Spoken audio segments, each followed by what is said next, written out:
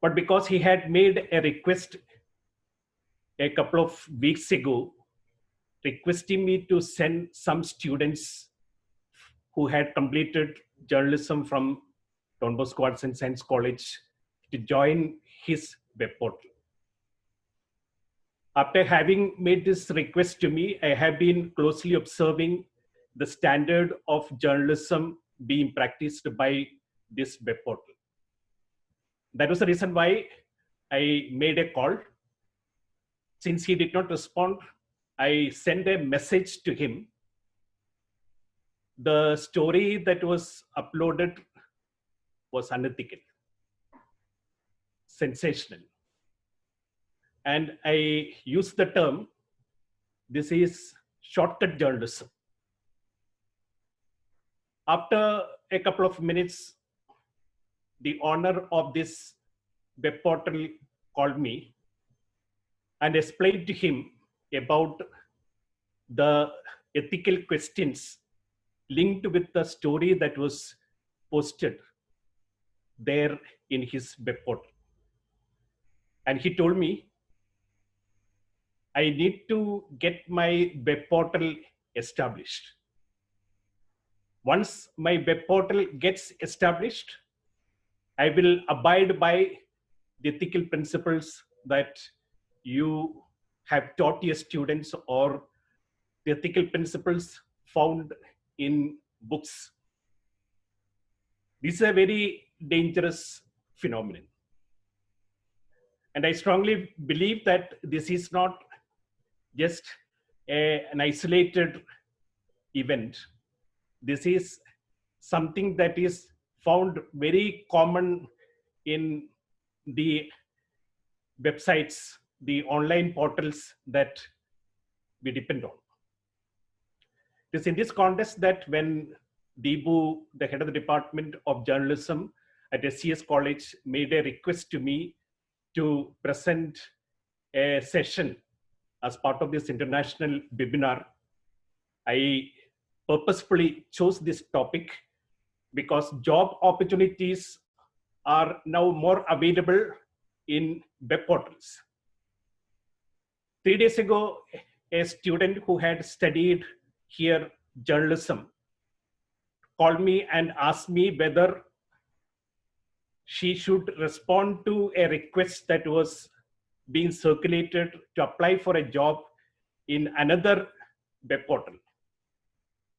I told her I will verify the standard of the web portal and will call her back. I had gone through the content, the editorial content in this particular web portal, and I found that it was of expected standard, and I earnestly recommended students to apply for the job in that web portal. I thank S.E.S College for giving this opportunity to share my views on the current phenomenon coming under the realm of online journalism. And my session will have 3 parts.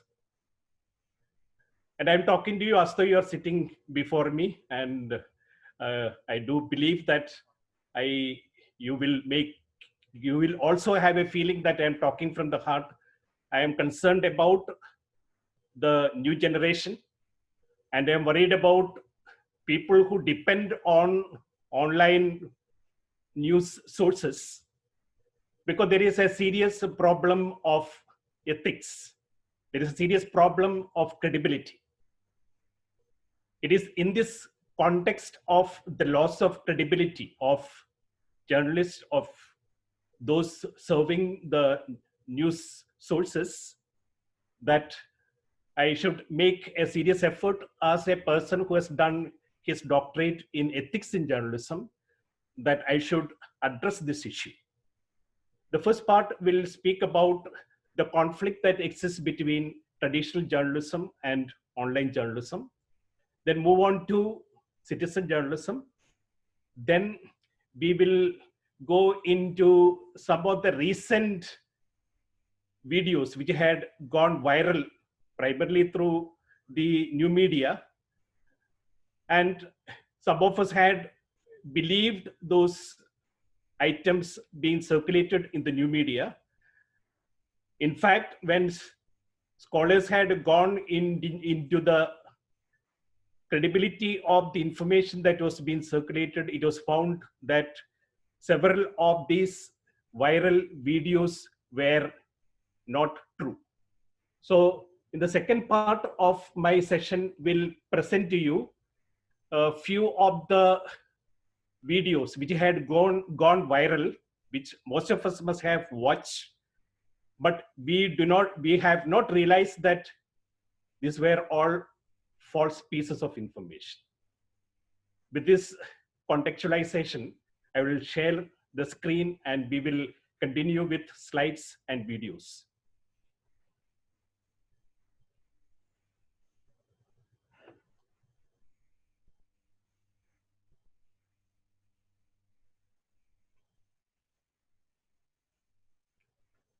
I'm getting ready. Yes, Father, it's okay, visible. Yeah. You're able to see. So Yeah. the topic is ethics in online journalism. And I would like to start off with a very touching, very emotional video that had gone viral yesterday. Some of you must have watched it, and it is reported in the newspapers today about we are all aware that America is going through a big turmoil after a Black American was killed during the police arrest, and the daughter of George Floyd, who was killed, had talked to people all over the world, sitting on the shoulders of a known basketball player we know, Steve. And this is watched by people all over the world. I just want you also to watch this.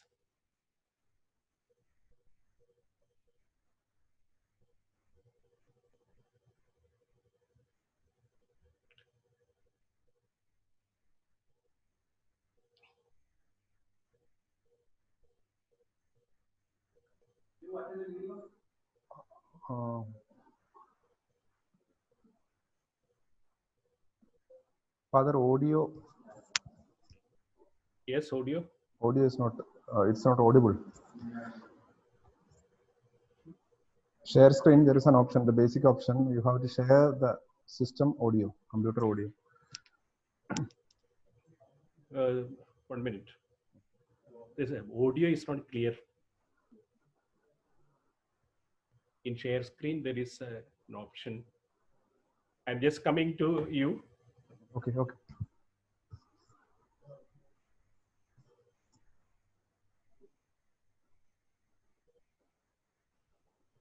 They were not able to hear at all. No. That sound. No. We can replay that audio. Okay. While sharing screen, you have to make that share system audio option also. Share computer sound in the bottom.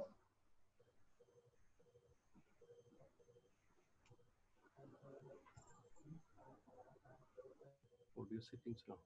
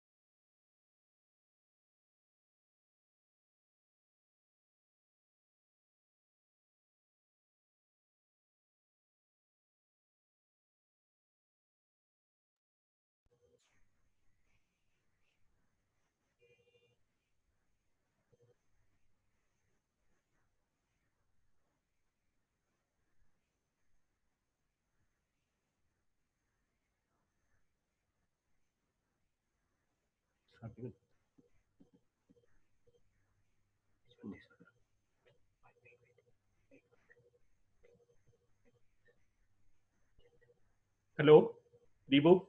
Yes, Father. Hello. Hello. It's ready. It's ready. We have done that. I can replay the video. Okay. I'll just talk to students, those who are participating in this webinar. Okay. Okay, shall I continue? Yes, of course. Since there was an audio problem, I will replay the video. And Floyd's young daughter, Gianna, is remembering her late father with pride as protests continue around the country. On Tuesday, retired NBA player Steven Jackson, a longtime friend of Floyd's, shared this clip of him with Gianna on his Daddy changed the world. He did what? Daddy changed the world. Daddy changed the world. Now, this video has gone viral. At just 6 years old, obviously she might not know what's fully going on here, but the fact that she's able to be so positive in the face of losing her father is truly touching. I know when I saw this video, I definitely teared up. It's a really emotional, really sweet video of her. Yeah.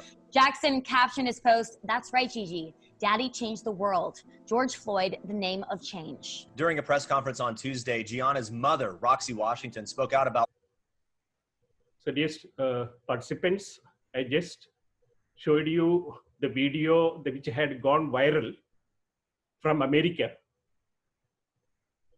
It happened in America. I am here in Kannur, and you are all in different parts of India or the world.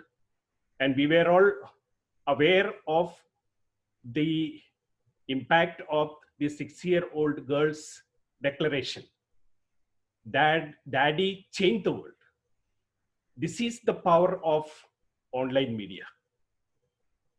The uniqueness of online media is immediacy.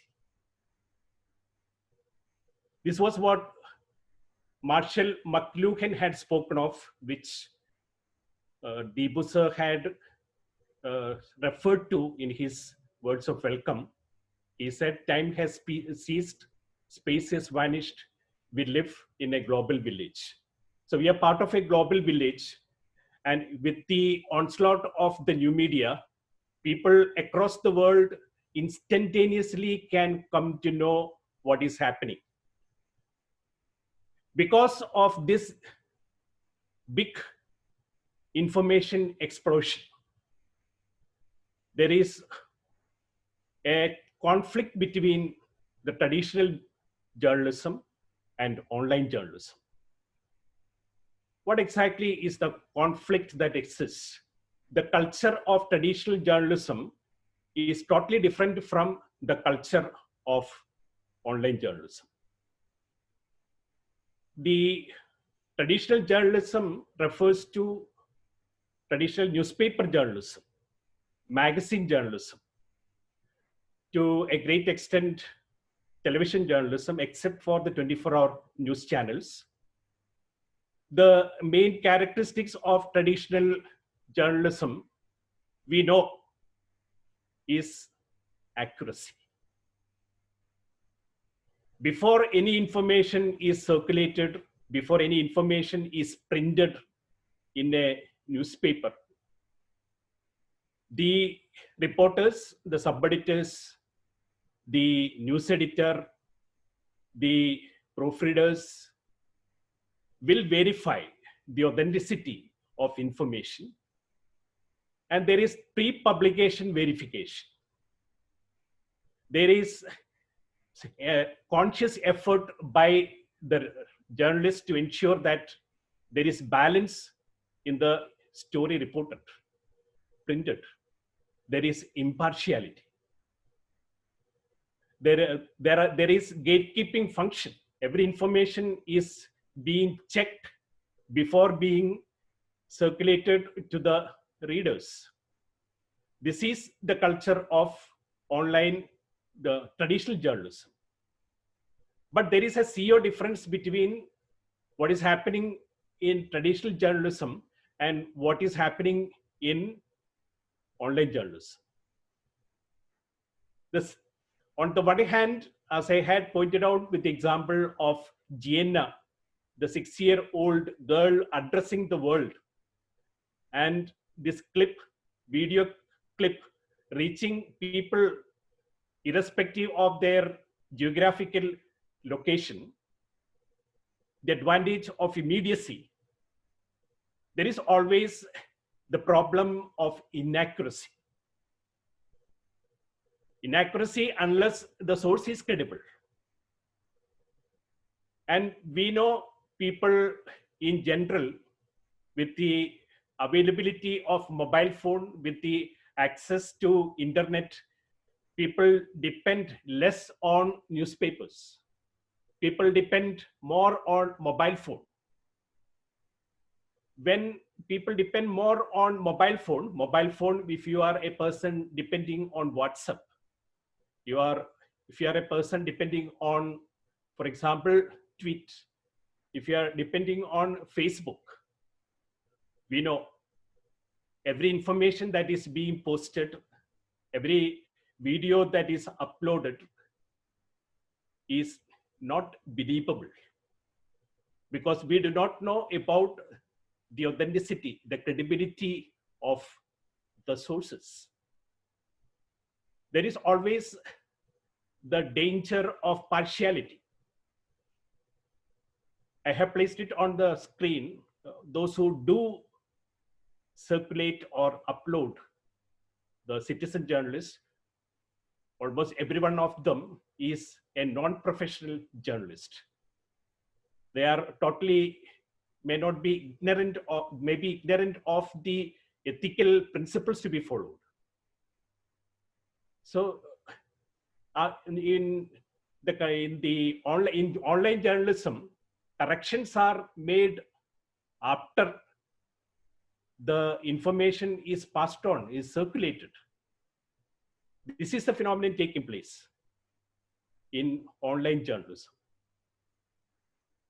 And therefore, I have serious apprehensions about the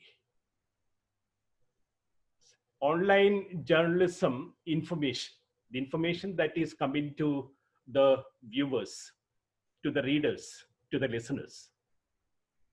I strongly believe that most of those who circulate information online using the internet facility are partisans or activists. They need not be objective. They are not neutral in their mindset. And objective analysis is not a part of the culture. And therefore, I would use the term partisan journalism or opinion journalism as the term for online journalism, taking into account the general phenomena. I am not making a sweeping judgment on all the web portals. There are several believable, credible web portals that we can depend on. But I am just making you aware of the dangers. On the other hand, when those with hidden agenda, those with vested interest, those with communal agenda, those with the political agenda, use the online platform to manufacture consent, using the term of Noam Chomsky. So we are all now very familiar with the concept of citizen journalism. In citizen journalism, every person in a society plays the role of reporters and journalists. People themselves collect, they report, they analyze, and they circulate. Just like the reporters in a newspaper or television channels. And they can do it on their mobile. If they have a mobile phone, anything can be taken, captured. Anything can be written. And whatever is written can be posted. Whatever is captured can be uploaded. And therefore, today every individual across the world is a citizen journalist. And there is a big danger of this phenomenon. On the one hand, citizen journalism is very important for when there is a serious crisis, when there is a natural calamity. And the power of citizen journalism was felt by people across the world during the tsunami that took place on December 26 in 2004. And people across the world, the primary source of information on tsunami was not the mainstream newspapers, was not the 24-hour news channels.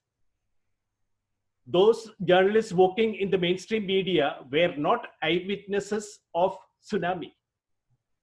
And therefore, those who were on the spot, at the scene, the tourists, the eyewitnesses of the tsunami who had captured what had happened, that disaster, those the footage that was being taken by them, captured by them, where these posts were used, those videos were used by the mainstream channels, not only for information, but also for rescue operation.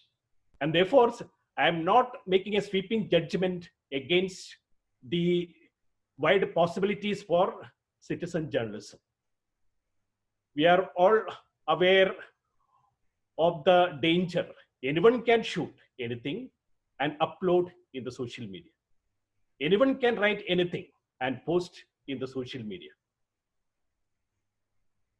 Again, another example, I spoke about tsunami. We know, we are all familiar with what happened connected with Jasmine Revolution, the Arab Spring, the pro-democracy uprising that started from December 17, 2010. It was a movement that was not started because of the traditional media. We are all aware that this uprising, this protest against dictatorship, this protest against corruption, this protest against mounting unemployment, particularly experienced by the young people. People became aware of the tyranny that was experienced by the people, and they felt that it was time to act. And this realization was made through the new media, through online journalism. And we know the revolution began in Tunisia, and it spread to Egypt, it spread to Libya. It also had repercussions in Yemen. So the new media, online journalism, conscientized the people who were oppressed. Not the newspapers, not the mainstream television channels, but it was through Facebook. It was through WhatsApp. People are becoming empowered. People are conscientized about corruption. People are being mobilized. And we know the dictatorship in all these countries came to a stop. The dictators had to flee from the country, and they were highly successful in their movement. So this is the context in which I would like to go deeper into what happened in the last 2 or 3 months, taking examples from the different parts of the world. I myself had listened to or watched some of the videos presented here before you. And I am just screening these videos or some of the posts which became very viral, not just confined to a particular state, Kerala, or a nation. It is not limited to India. Some of the videos that I'm going to present before you became viral in all the countries. When I give to you for your personal examination the videos, which some of you must have watched on your mobile phone, I just want all of you to think about the purpose behind this video. As I had mentioned earlier, is there a hidden agenda behind the circulation or uploading of this video? Is there a communal agenda? It could be a video uploaded or information posted with vested interest to create hatred towards a particular religion. It could be an information that is being circulated to have a political agenda against a political organization. It could be a post to tarnish the image of a popular leader. It should be with the purpose of business interest. And I will present before you the fake or false post which had gone viral from the month of March this year, 2020. I cannot screen before you all the videos. I will have selected a few. I'll start off with a video that most of you must have watched. A woman with infant between speeding train bogies. This video was circulated through the new media to create an awareness among the people about the struggle that migrant workers are, the struggles that they are going through because of COVID-19. They need to reach home. And this video was used. I'll just play the video.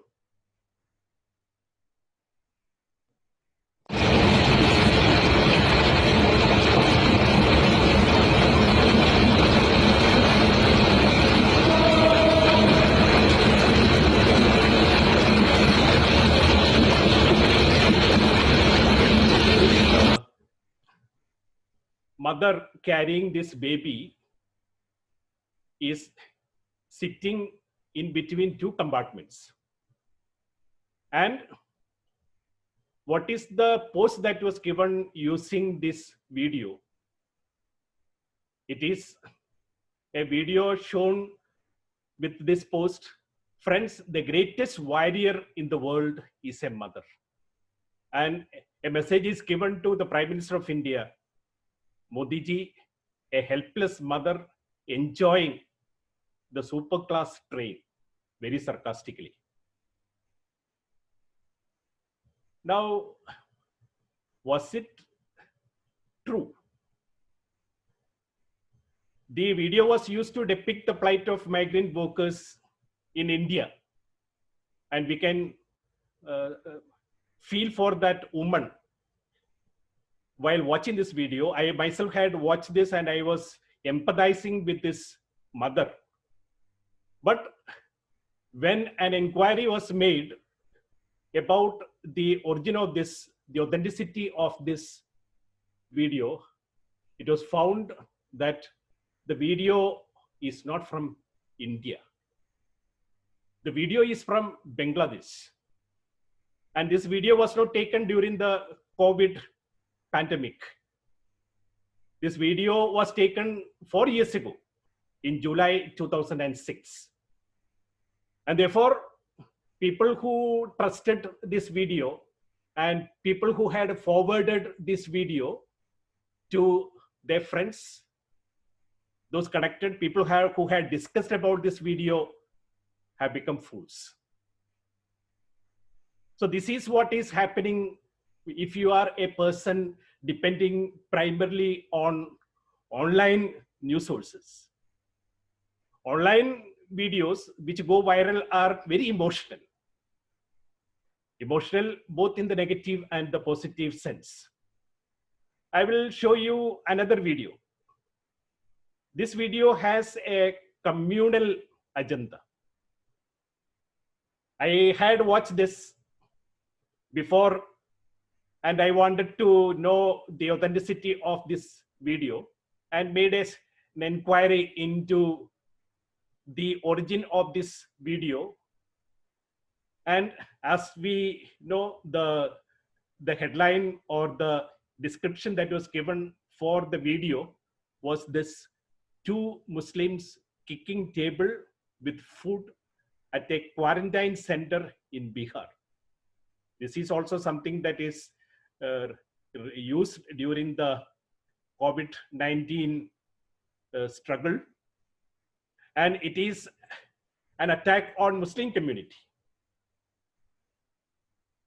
Was there any communal tone in this event? Let's watch this video first. आप नौकरी क्यों करते हैं? सरकार को मत आइए, मत आपको हम करें जबरदस्ती नहीं आदत है.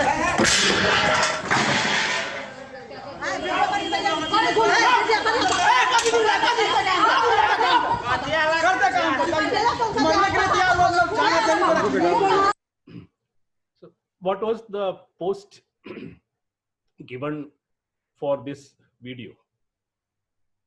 Look at the post given in the video. Two names are mentioned. These two names naturally belong to people. These two people, according to the name, belong to the Muslim community. Shiraj Ahmad and Bujali Kurd, refusing to eat food cooked by a Dalit woman, M.A.N., at a quarantine center. So we are, a person who watches this will always have a very negative attitude, perception of those belonging to the Muslim community.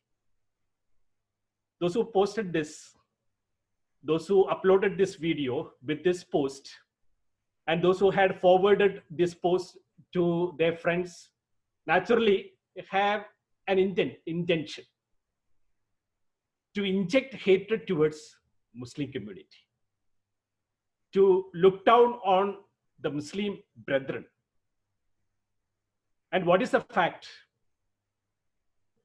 The fact was that the two men that we found on the video, they were not Muslims.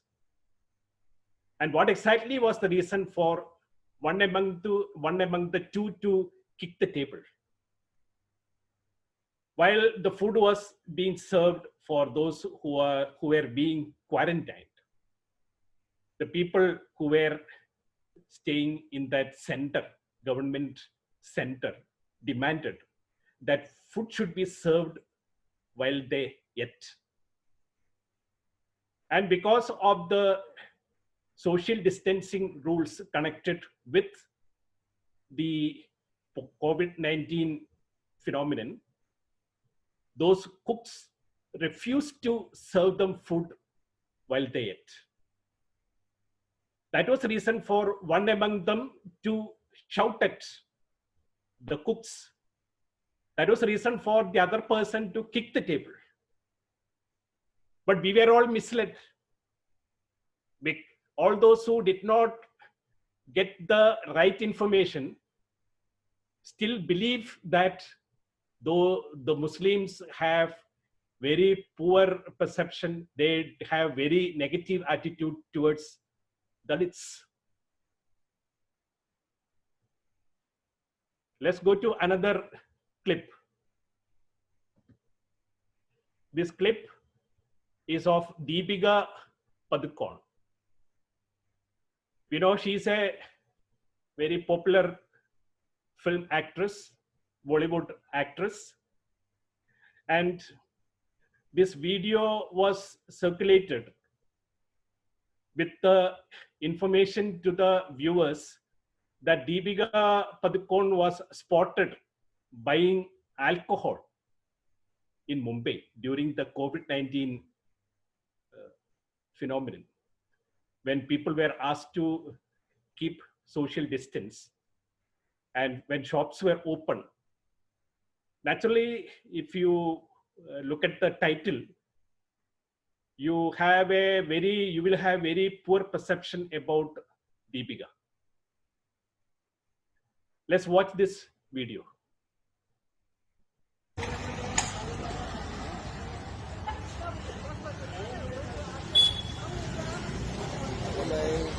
Hi, ma'am.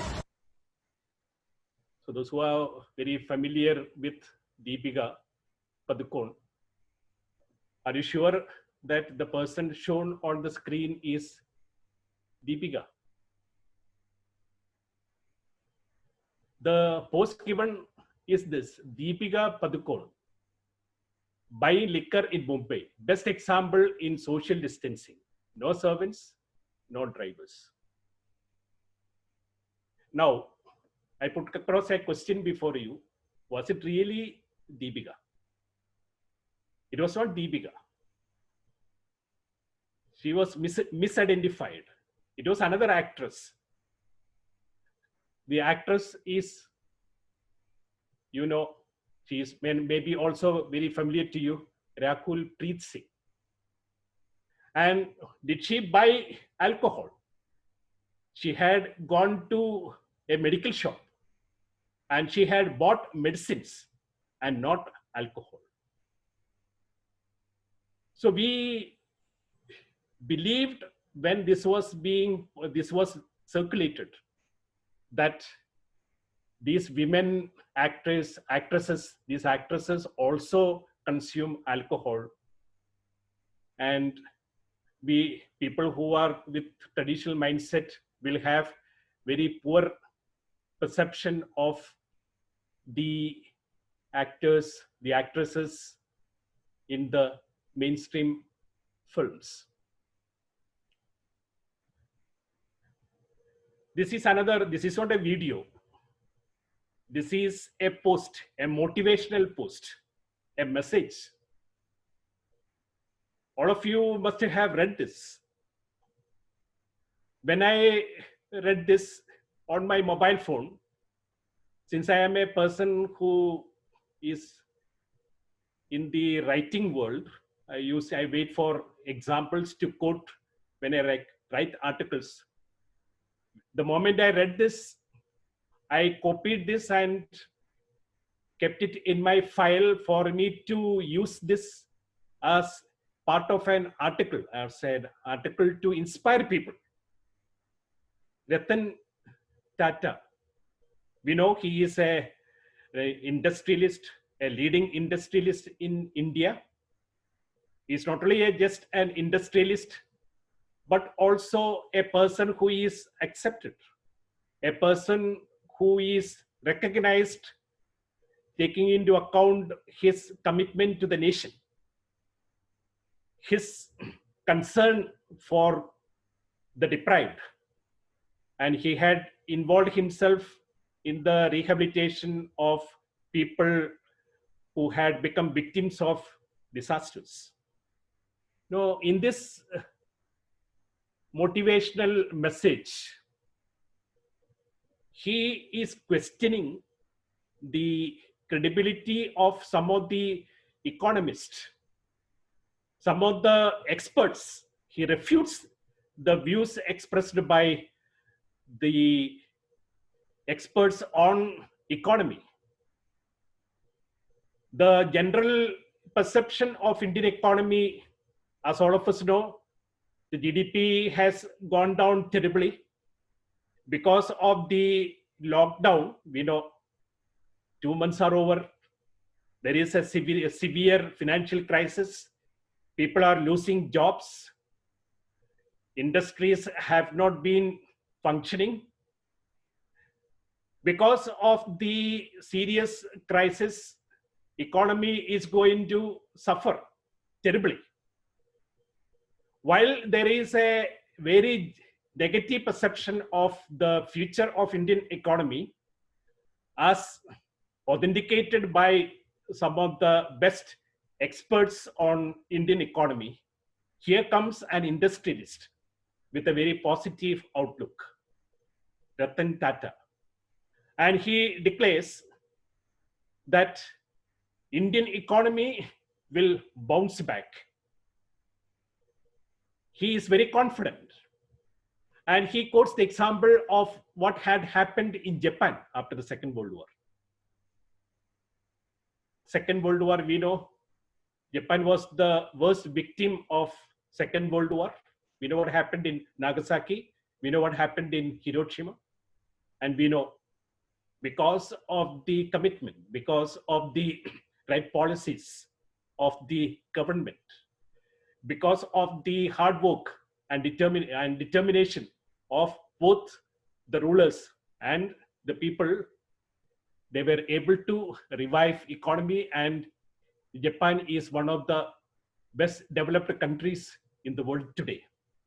He quotes the example of what happened in 1983 World Cup, when everybody said India is going to lose. We know the spectacular, the performance by Kapil Dev, and India won the championship.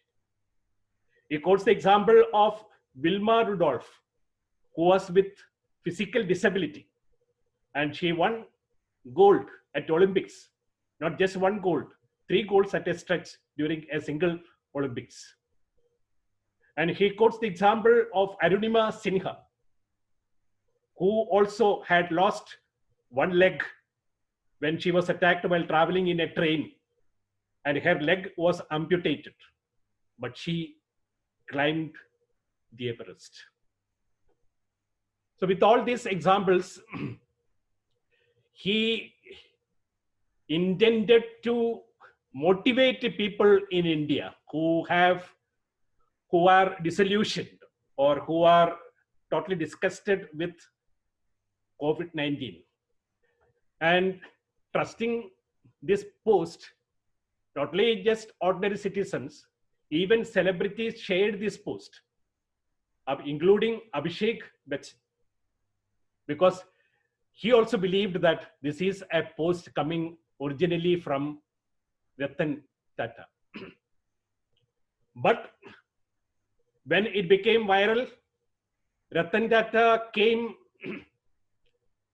and he responded to this post, and he declared, he neither said so, he neither wrote so.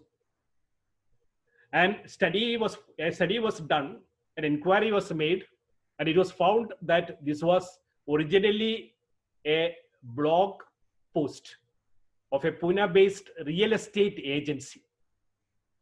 And it was uploaded on April 9, 2020 on their website, Purple Realtors. So all those who forwarded this, all those who trusted the declarations of Ratan Tata, in fact, will always have regret and remorse when we forward something that is not true to those connected to us. They will not trust you because they already have an experience of being cheated with misinformation or disinformation. This is the serious danger of online journalism. This is a serious danger of citizen journalism. This is the serious risk that we have when we depend on web portals. And all those who are listening to me or watching me, those who are doing journalism course, or those who are teaching journalism in different colleges, we all should be aware when there is an opportunity comes to join a web portal, don't jump. As teachers, as candidates who are going to take up this job, should verify the quality of journalism practiced by the web portal that I am going to apply. The next picture that I'm going to show is not a video. This is a picture with political agenda. This is a morphed image, a photoshopped image. We know there is a conflict, there is a serious ideological difference between the Chief Minister of West Bengal, Mamata Banerjee, Trinamool Congress, and also the West Governor, and between the Chief Minister and the Governor Jagdeep Dhankar. And this post was circulated in the new media online with a purpose to tarnish the image of the governor. As all of us know, the governor is supposed to play the role of a detached observer and not playing the role of an attached participant. There are exceptions. Not all the governors play their roles as detached observers. We know the appointment of a governor is today is a political decision. So to tarnish the image of the governor of West Bengal, a photograph was morphed. This is the morphed photograph. We know the leader of RSS,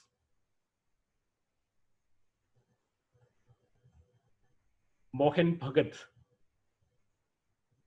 and the post attached to this photograph, this morphed photograph, the post is an indication of the hidden agenda, the vested interest, the communal tool or the political tool. This is posted by those belonging to the spokespersons or those who are with the Trinamool Congress. Another proof telling the governor that you are a faithful stooge of BJP RSS. This is the reason you always speak against West Bengal government. And all those who are not familiar with this morphing possibility will always think that the governor of West Bengal is against the government because he is a person who believes in the RSS ideology. And he is shown along with the RSS chief, Mohan Bhagat. And he's wearing the RSS uniform. But what is the fact? What is truth? The photograph was taken at an RSS event in Agra 6 years ago, in 2014, in November. And Mohan Bhagat was not accompanied by Dhankar in his original image. It was morphed. His head was morphed, or his body was morphed. This is another blatant example of the way people use the new media, online journalism, to mislead people. And people who do not have other sources for verification will always believe these posts and will also forward this post to their friends. Next picture is the picture of, we know, very popular actor from Bollywood who died on April 29th, just few weeks ago. And we were all emotionally moved. Irfan Khan, he was a person who was undergoing treatment for tumor. And this, I have shown two pictures. A mobbed picture. You have the headline given for this particular photograph is actor Irfan Khan's last moments before his death on April 29th. So all of us would like to know the way that he had undergone treatment in the hospital in Mumbai. And you have the picture of the glamorous photograph of the actor himself, Irfan Khan, on the screen. And what is the explanation given below the photograph? That is what is more important than the picture. The caption is an indication of the purpose behind the circulation of this post. The post says, those who say we hate Muslims, see the love our countrymen have for Irfan Khan. Kalam and Irfan live in our hearts. Irfan Khan's final moments in hospital exclusive. Now, what was the fact? This was the photoshopped image of a 57-year-old person, Suresh Bhai Patel. And this photograph, the original photograph of Suresh Bhai Patel was also shown on the screen. You must have taken note of it. And he was paralyzed partially in a hospital. And this was part of an article that was published in Hindustan Times on February 13, 2015, 5 years ago.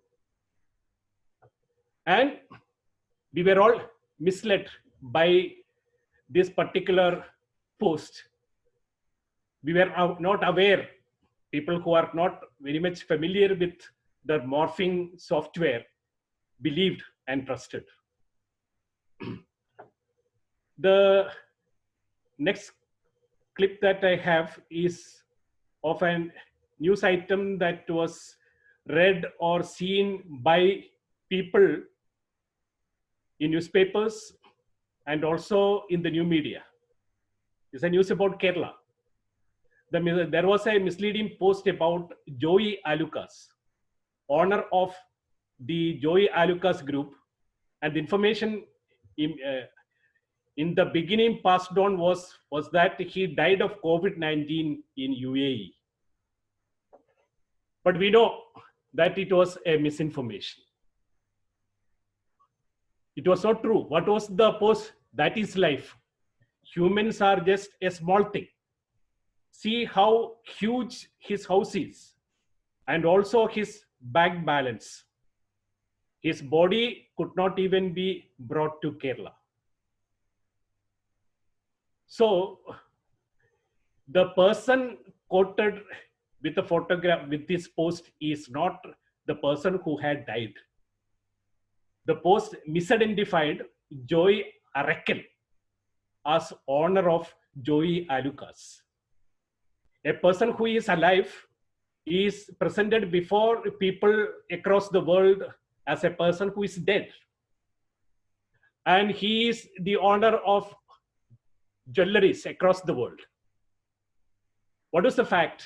The fact was that Joey Arakel committed suicide, jumping off a building on April 23rd in Dubai. And he was the managing director of a UAE-based company called Innova Group. So this information also was a misinformation. I will show you another video which also became very viral. I watched this and I saved it in my mobile phone. It's a video with US students from America singing our national anthem to thank our country. What is the reason for thanking our country? For supplying anti-malarial drug to America.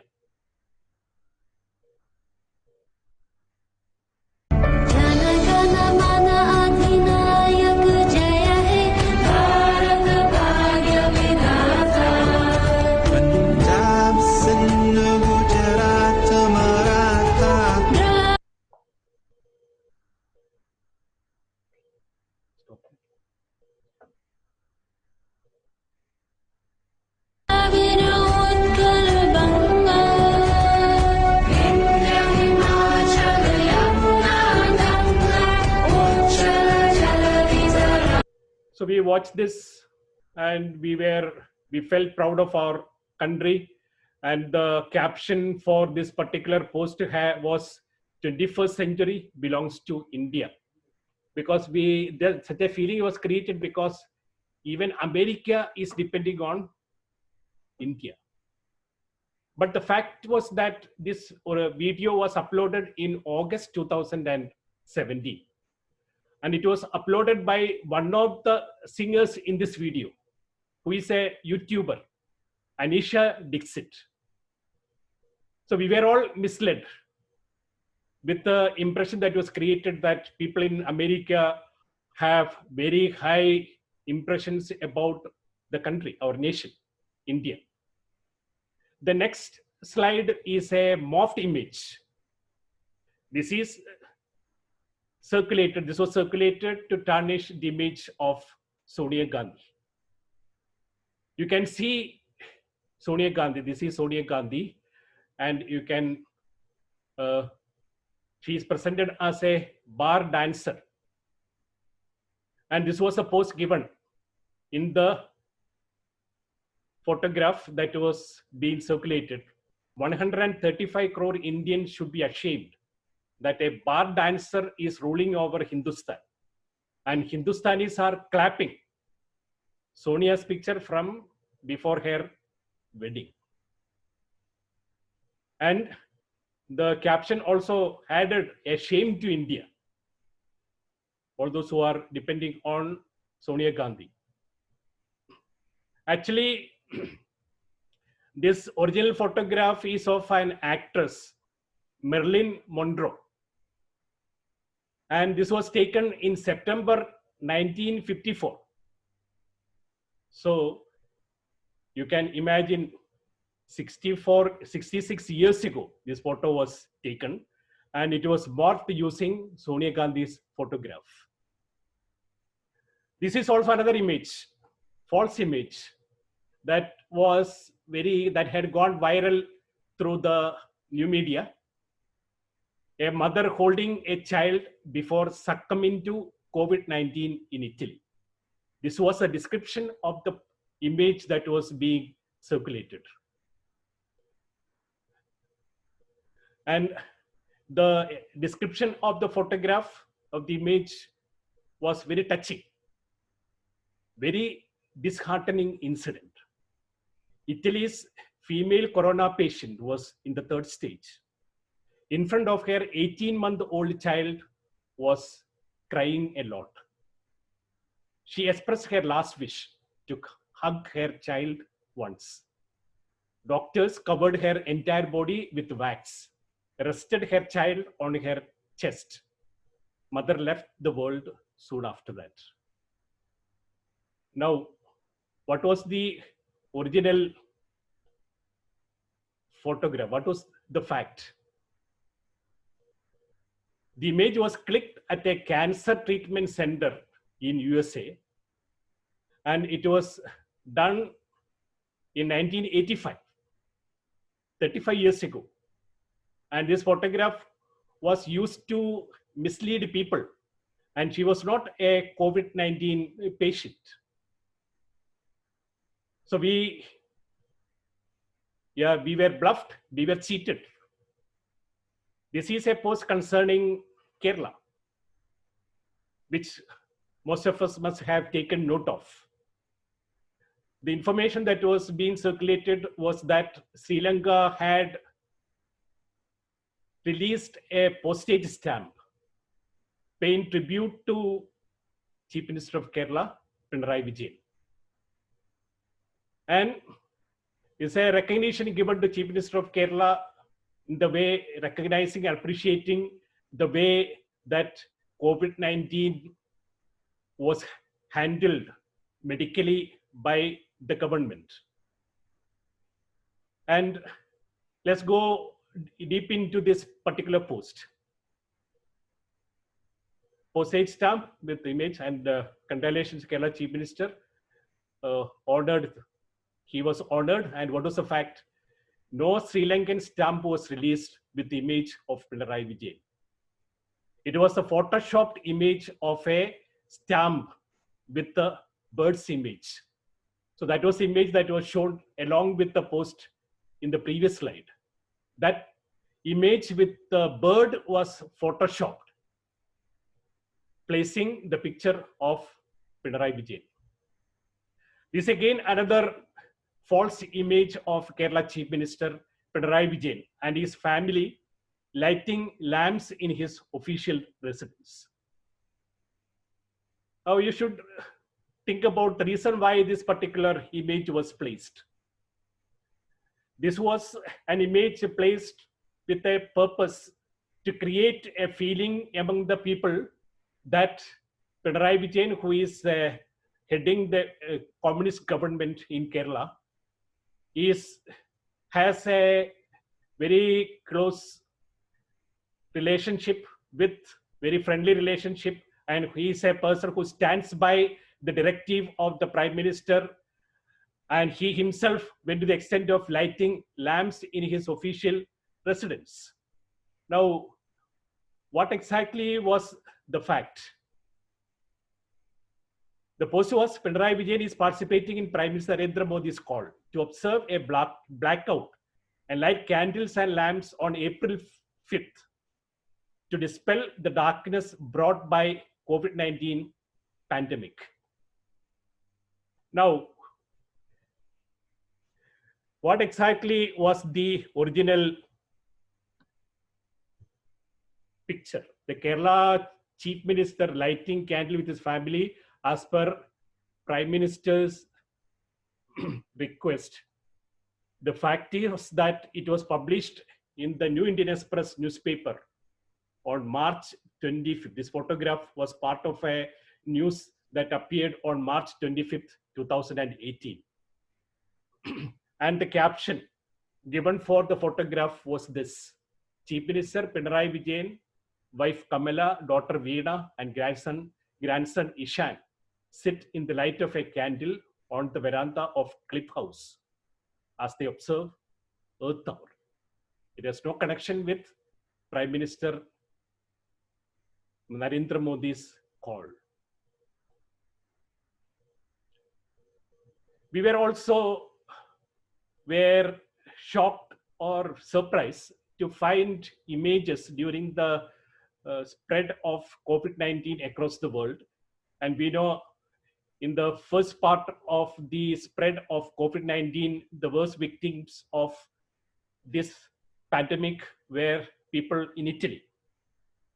And images were circulated with the images showing currency notes littered in the streets in Italy in Corona desperation. These are the photographs where you will find currency notes. And what is supposed? People in Italy have thrown all of their money on the roads outside, saying that this money is useless to save them from death. If you are well off, spend this for the service of the needy. Lesson for humanity. So Italians threw money on the streets because they realized that money couldn't save COVID-19 patients. Now, what is the fact? The fact was that this was part of an article published on March 12th, 2019 in one of the newspapers in Venezuela. There was a bank robbery, assailants ransacking a bank in a Venezuelan town. And the old currency notes demonetized in 2018 were thrown because they were useless, because it had no value. And this photograph was used during the COVID-19 to mislead people. This is a video. This is not just a text. This is a video. It's about a COVID-19 patient being spoken of, presented before people in India with two different posts. One post claimed that this is a patient from Benares. Another post claimed that this is a post from one of the hospitals in Mangalore. Let's watch this.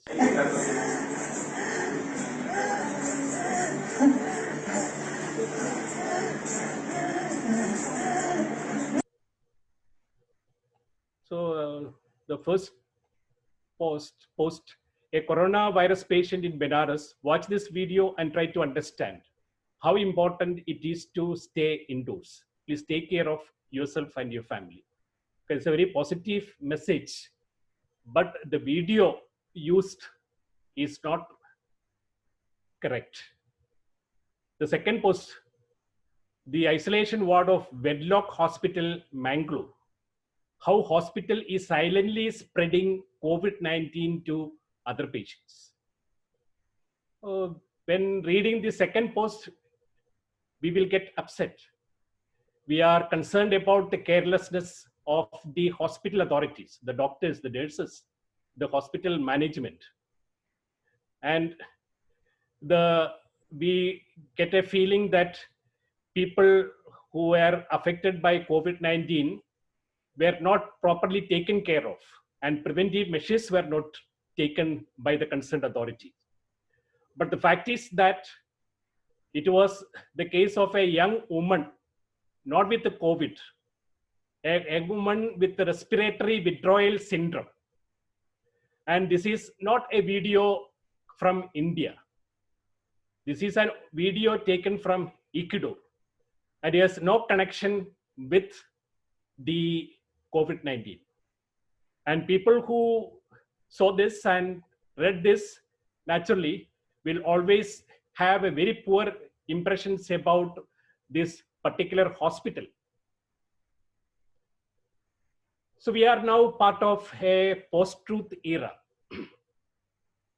Post-truth era would mean that opinion among the public is created not based on objective facts, but through dependency on emotions and personal belief.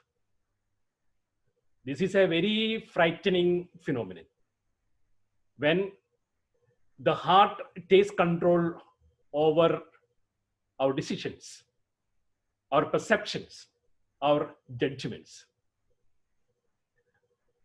We know in 2016, people across the world realize the danger of the post-truth phenomenon. And the best example was what happened first in Britain, Brexit, the referendum in Britain in June 2016. And we know by a slender margin, 52% of the people voted for leaving the European Union.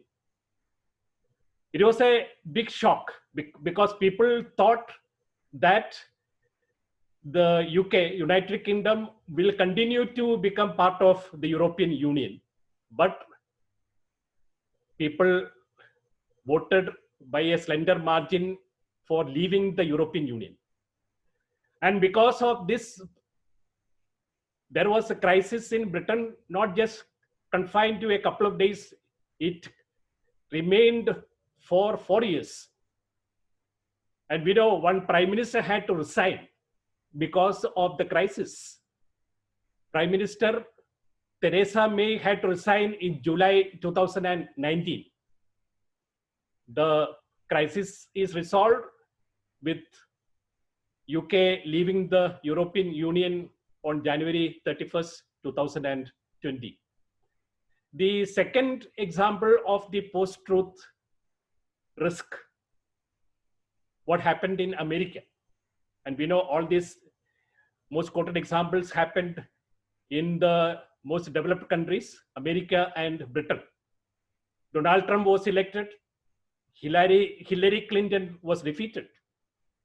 It was a big shock to Americans because people believed that Hillary Clinton would be the winner because Donald Trump was a person with less administrative experience, a person with a better caliber to take up the leadership of America. According to the general perception was that the ideal person would be Hillary Clinton. The studies after the election found that 70% of all the claims and declarations during the campaign from February till November 2016 by Donald Trump were lies. While only 26% of the claims and contentions of Hillary Clinton were false. One of the most used lie by Donald Trump and the campaign, those behind the campaign, was the endorsement of Pope Francis, endorsement of Donald Trump by Pope Francis. We should also remember that 360 newspapers canvassed voters for Hillary Clinton, and only 11 newspapers campaigned for Donald Trump. But Donald Trump won the election because he was able to feed the people using the online news sources with misinformation. And the best example for the concept of Noam Chomsky, manufactured consent, he was able to get the approval of the people in America to be the president with lies. And the application of Joseph Goebbels' policy, the information minister of Adolf Hitler, a lie told once remains a lie, but a lie told 1,000 times becomes the truth.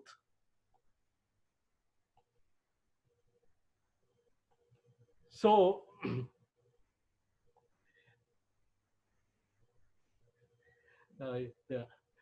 the example of the Donald Trump, I mean, there was a problem. I'll just come back to you. Just slide on the last like you will.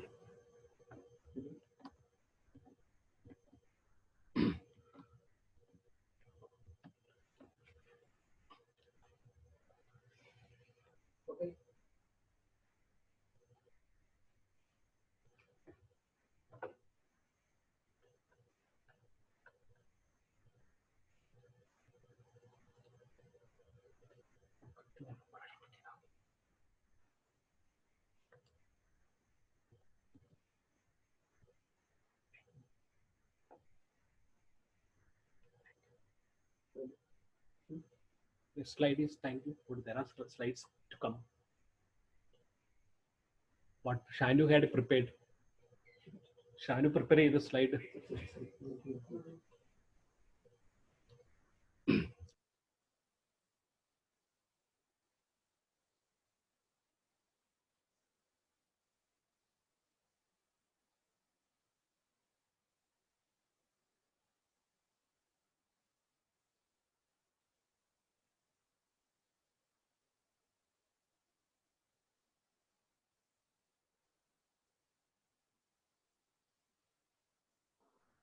ഒന്ന് open ആക്കിയടാ Bineesha. Hello father. Full screen കാണുന്നില്ലെങ്കിൽ അച്ഛൻ ആ സ്ക്രീനിൽ വായിക്കാമെങ്കിൽ ചെയ്യാട്ടോ.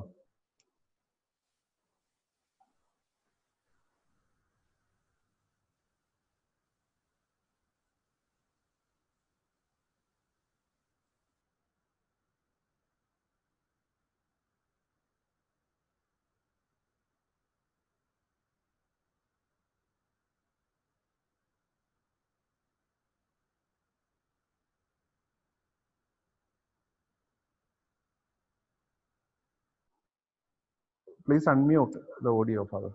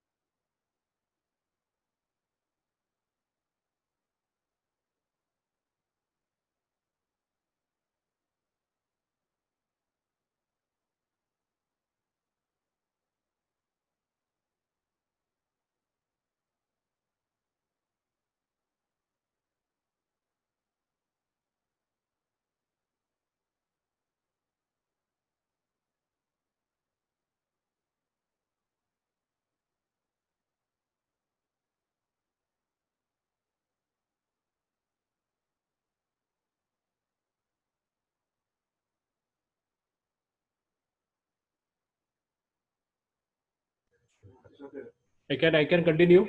Okay, Father. Hello. Okay, Father, please continue. Okay. So I just missed 3 slides. It does not matter because it does not carry any images. It also does not carry any videos. I need to conclude this session with a few observations.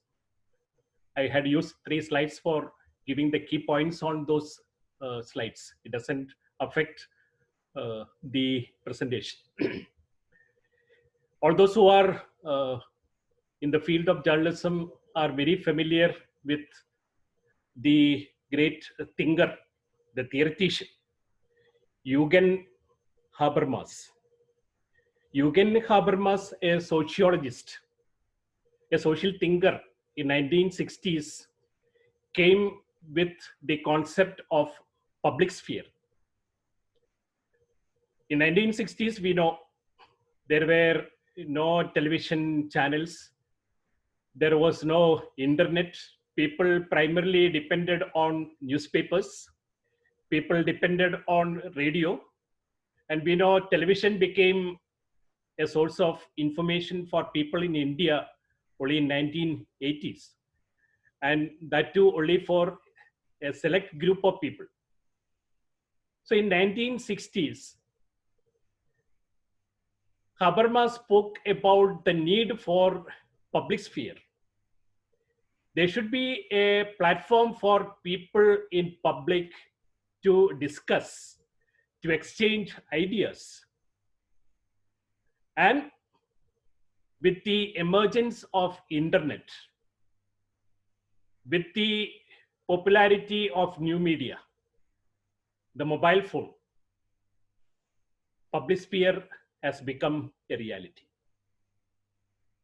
But Habermas did not present this platform as a forum for the dissemination of lies.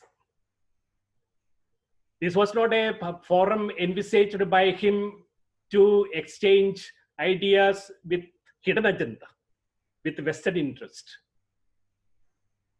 If you go deep into the general phenomenon, I am just presenting before you the general phenomena in online journalism. In general, online journalism doesn't follow the traditional ethical principles. The traditional ethical principle of accuracy. The traditional ethical principle of fairness. The traditional ethical principle of balance. The traditional principle of verification, depending on authentic sources. If you make a critical analysis of the captions or the headlines that appear in online news sources, news sites, web portals, you will find that all these headlines, the captions are very strategically crafted to grab the attention of the viewer, of the reader. To grab the attention means to trap the reader, to trap the viewer. And that's the reason why we use the term clickbait journalism. Online journalism in general is clickbait journalism. Compared to fishing, we normally attract the fish using a bait. The same strategy tactic is used by those in web portals to grab the attention of the viewer, of the reader through headlines. The headlines like, "You will never believe it," could be the caption that is, "You'll never believe it." Curiosity is aroused, and therefore we will click that link. When we click that link, we will go to that particular website, and their purpose is met. While reading this going beyond the link to the website, we were eager to know more about the piece of information with a headline that was given there. But we get disappointed because the information that was expected is not seen there. It was just an attempt to steal me, to rob me of my attention. And that is what is happening in most of the web portals. How can we get the attention of the viewer, the listener? We always know the principle of IDA principle: attention, interest, AID, desire, and action.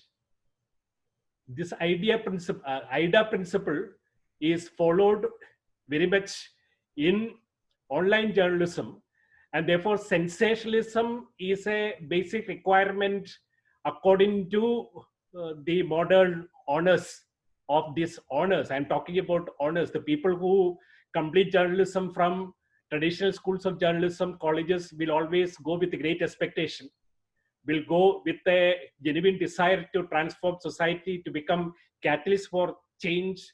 We are all inspired by Jasmine Revolution, and we think about conscientization of the people, empowerment of the people, and the best platform for empowerment of people, for conscientization of the people, is the new media.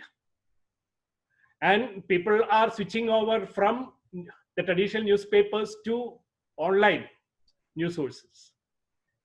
In Kerala, I think to a great extent, the people do not have much faith in 24-hour news channels, and people do not trust the pieces of information being circulated through the new media. And that is the reason why the circulation of the newspapers has not gone down. The circulation is on the increase. This is a very positive development. I feel that there is a serious danger, particularly for the young people who are mostly dependent on the new media, on the mobile phone, on pieces of information being uploaded and being forwarded. When we are dependent on these sources and we ignore the traditional media like the mainstream newspapers, we can always be misled. We can always will have very negative perception. We will have only a partial version of the truth. So that's the reason why, having realized the dangers of inaccuracy in online journalism, having recognized the possibility of any person across the world to become a journalist, to post anything he or she likes, there is an organization called ONA, Online News Association, Online News Association. When you have time, you can go to the Google and search for this site, and you will find DYF, Do It Yourself Ethical Code. We know in the case of online journalism, the quality of journalism depends on primarily the individuals. I did my doctorate in ethics in journalism. My area of focus was in newspapers. After having done a scientific study among the regular readers of 4 mainstream newspapers in Kerala, 2 English newspapers and 2 Malayalam newspapers, the Hindu newspaper, the New Indian Express, Malayalam Manorama newspaper, Madhurumi newspaper, about credibility, about accuracy of information, about commercialization, and adherence to the code of ethics that journalists are bound to follow, enshrined in the Press Council of India. After having done this study through a survey among 500 readers and 260 journalists working in these 4 mainstream newspapers, and having made a content analysis of these 4 newspapers to verify the quantity of crime news and development news in these 4 newspapers, the element of sensationalism in all these newspapers through an objective tool. The observations were presented before the editors. I interviewed the editors of these 4 newspapers. My interview had gone for almost 2 hours. And during the interview, when these ethical issues were presented before the editors about the dangerous trends of sensationalization, about the risk of inaccuracy, about the tough competition, all these 4 editors, though interviews were held separately, physically present in their offices, everybody, the 4 of the editors were of the unanimous opinion that adherence to ethics, ethical journalism is primarily the personal responsibility of the journalist. To a great extent, I endorse this principle. If you want to be an ethical journalist, first and foremost, you should be an ethical person. If you are a person who would like to be instantaneously known, you want to be recognized as a journalist within the shortest time possible, you will always opt for shortcut journalism. Shortcut journalism is unethical journalism. Shortcut journalism is partisan journalism. Shortcut journalism is opinion journalism. Shortcut journalism is clickbait journalism, is unethical. And therefore, I endorse the view of the editors that the standard of journalism, whether it is in a newspaper, traditional newspaper, or in a magazine, or in a web portal, or in a 24-hour news channel, depends primarily on the ethical mindset of the reporter, the sub-editor. If the reporter is a person of sound character, she cannot take a deviation. And he will tell me about the pressures coming from the management. Naturally, the owners of a newspaper, of an online news site, a web portal, have invested money. They always would like to ensure that the news portal, the web portal should become economically, financially viable.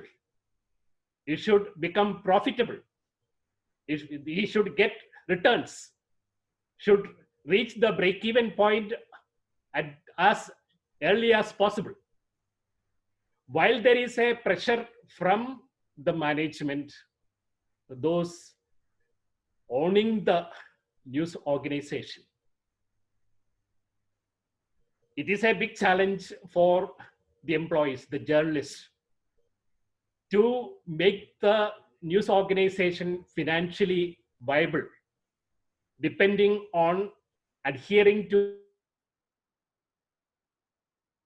While there is a pressure, there is a possibility at the same time of getting the news organization established in the minds and hearts of readers and viewers through a different approach, through constructive journalism. Constructive journalism is something that has become very popular across the world today. If you go into the Google and search for constructive journalism, you will find several articles And you will find also several attempts from the traditional newspapers and traditional, from also the new media sources, going for constructive adoption of constructive journalism, switching over from negative journalism to positive journalism. People are now fed up with negative information. And I have a strong feeling that online portals, the web portals in general, are feeding the viewers, the readers with negativity. And people are now suffering from what George Gerbner spoke of, mean world syndrome. People are all scared of the world. People always have very negative perception of the society because everything that is being fed through the mass media, through the new media, is negative, creating, injecting fear, injecting mistrust. And people who depend on these sources will get disgusted, will become disillusioned. And therefore, my suggestion, while going as a person who is talking about the ethics in online journalism, is that there should be a conscious attempt by the journalists in the mainstream media, particularly in newspapers and 24-hour news channels, should go for constructive journalism. Though some attempts are made by mainstream channels and newspapers, it is very scanty, it is very minimal compared to the flow of negative of information, negative news, loaded with crime stories. And from the part of those who are going to take up the job of a journalist after the completion of journalism course, you should go for an alternative application of journalism. You should become alternative journalists. You should become constructive journalists and become trendsetters. You should become trailblazers, because people across the world, whether you are in America, whether you are in Britain, whether you are in Kerala or in Tamil Nadu or in Karnataka, the people are all suffering currently from mean world syndrome. There has to be constructive journalism to make them positive. And positive journalism should be the trend that should be part of all those who are listening to me or watching me. And my earnest request is that whenever you find something from today on the new media, on your mobile, posted from someone, posted by someone, verify accuracy, verify its authenticity, verify whether there is a vested interest in posting this.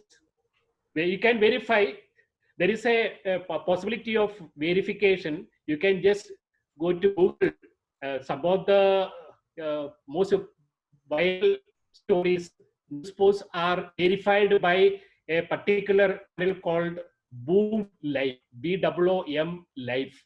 If you go into that, you will be able to verify some of the viral videos and it is true. There are several other sources like Boom Live to verify authenticity of information being circulated through the new media. It's already 12:45. I would like to thank all of you. It was a monologue.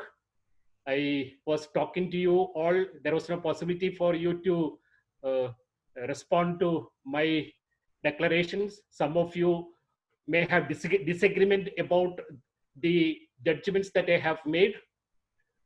Some of you may have some doubts about the concepts or the interpretations that I have given during this session. We always understand the problem connected with this technical device.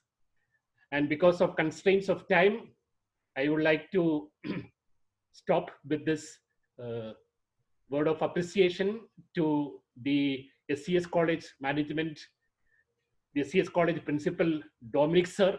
He may be watching me, he may be listening to me, I do not know, a close friend of mine. And all the other faculty members. Deepu sir is my student, a student who is very much close to me. And Binesh sir and all the others who were part of this team to make this webinar a reality. I hope I have shared with you. These are all my personal convictions. You are always welcome to disagree with the observations that I have made, and you are most welcome to contact me also, because I can also learn from you with the other versions. This is my version, and you can share with me the other version. So once again, thank you, Deepu sir, for giving this opportunity to address all those who are in the media, either as teachers or as journalists. Thank you. Thank you very much, Father. I cordially invite Sajesh sir, the convener of our program, Convergence, the International Multidisciplinary Seminar Series.